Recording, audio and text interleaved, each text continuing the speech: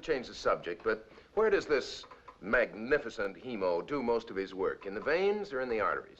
He does no work at all in the veins or the arteries. Well, where does he do it? Now, that's a good question. But before I can go into that, I'll have to tell you something about blood itself. Just a moment, brother scientist. So far, your chatter on plumbing has been elementary but harmless. But now that you've come to me, I refuse to listen further unless you first describe me in just 2 words. I can. Never mind.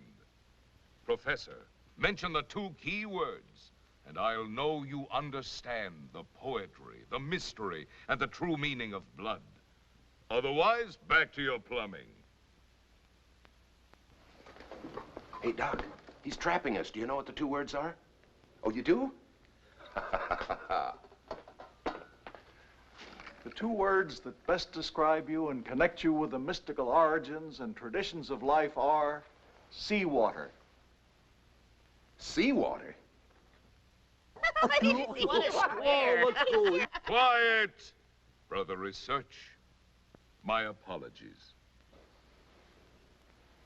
You mean he's right? Listen to this learned man, and you'll hear a real tale. Seawater? Doctor, please tell them who I am. Well, thank you. It's only a theory, of course. This I gotta see.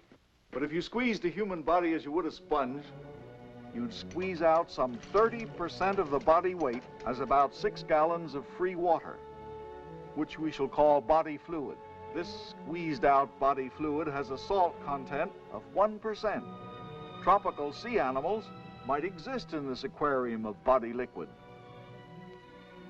Now, the salts in seawater are like the salts in body fluid, as you can see. Although seawater today is 2 or 3 times saltier than body fluid. Some biologists account for this difference by saying that body fluids today represent the less salty composition of seawater as it was nearly 400 million years ago, when life emerged from the sea and began to crawl on land.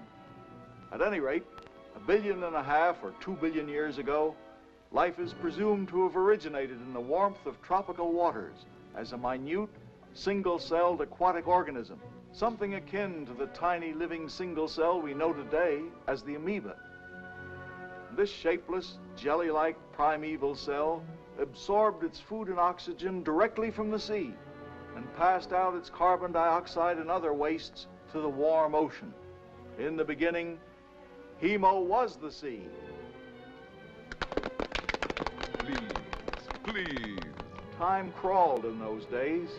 There's been life on this planet for at least 1.5 billion years.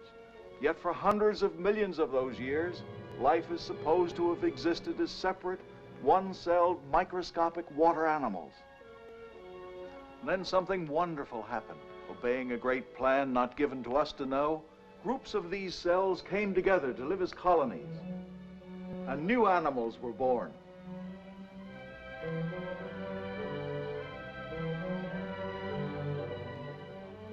But just as the early American colonials gathered in colonies behind stockades, yet each fed and clothed himself independently,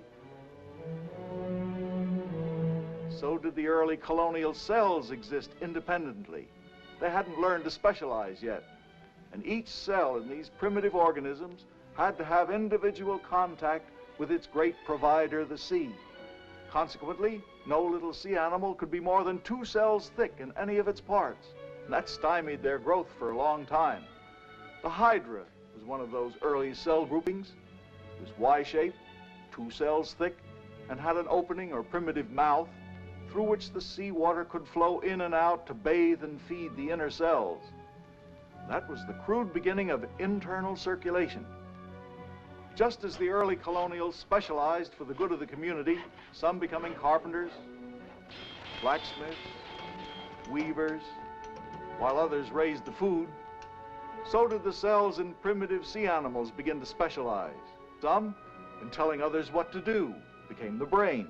Others in building, and became bones. Those interested in feeding became stomachs, while still others organized themselves into a pump and a closed circulating system to bring the precious fluid to the cells that were too deeply embedded in the body to have direct contact with the sea. New organisms could now be more than 2 cells thick, and they grew fast. About 400 million years ago, the first fish took form, thousands of cells thick, composed of billions of cells that have to be bathed, fed, serviced, or as the great French physiologist Claude Bernard put it, kept in a constant internal environment in the same way their ancient predecessor, the tiny one-celled amoeba, was bathed in seawater. Only now, land animals have to manufacture their own kind of seawater in the form of blood and other body fluids. Now, wait a minute, Doc, wait a minute. Are you trying to say that I'm descended from some kind of sea gnat? You have a human spirit that separates you entirely from the animal world. But there's great mystery and great wonder in the fact that our body, this temple of the spirit, is built of billions of highly specialized individual cells, like minute tropical sea animals that could only live in, well, say, Tahiti. Externally, your address may be in Ethiopia, Tibet, or Kansas City. But internally, we're all basking in the warm waters of the South Sea Isles. Thanks to Hemo the Magnificent, whom the poet Goethe described as that entirely wonderful sap. Please. So you see, Mr. Hemo, bit by bit, we've come to know that your job is to place seawater to our body cells.